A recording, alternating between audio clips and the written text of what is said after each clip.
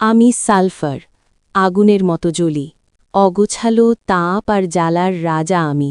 হ্যাঁ, আমি সেই সালফার, উষ্ণতা, জ্বালা আর অস্থির চিন্তার প্রতিচ্ছবি। শরীরে জ্বালা, পা জ্বলে, হাত জ্বলে, বিছানার বাইরে বের করে রাখি পা। অগোছালো আমি, কাপড় চোপড় জীবন সবকিছুতেই বিশৃঙ্খলা।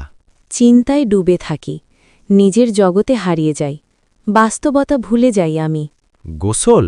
না, পরিষ্কার থাকতে ভালো লাগে না, ময়লাতেই যেন স্বস্তি পাই।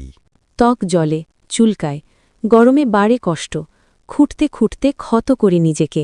সকালে ভোরে হঠাৎ তাড়াহুড়ো, ডায়রিয়া আমাকে ছাড়ে না। দাঁড়িয়ে থাকতে কষ্ট, শরীর গরম, দুর্বলতা, তবুও যেন আগুন নেভে না। পুরনো দীর্ঘস্থায়ী রোগ, গভীরে বসে থাকা সমস্যায় আমিই কাজ করি। আমরা সালফার, আগুনের ভেতরের আগুন, অগোছালো জীবনের দার্শনিক। যেখানে জ্বালা, তাপ আর গভীর রোগ, সেখানেই আমরা শেষ।